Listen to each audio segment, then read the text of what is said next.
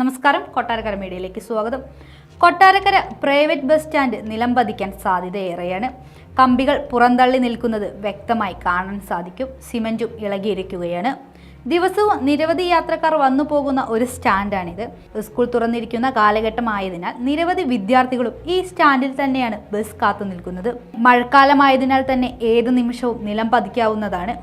ഓടകൾ മറച്ചിരിക്കുന്ന സ്ലാബുകൾ പൊട്ടിയിരിക്കുന്നു. യാത്രക്കാരുടെ ജീവന് തന്നെ ഭീഷണിയാവുകയാണ് ഈ ബസ് സ്റ്റാൻഡ്. അധികൃതർ ഇതിനെതിരെ നടപടി സ്വീകരിക്കേണ്ടതാണ്.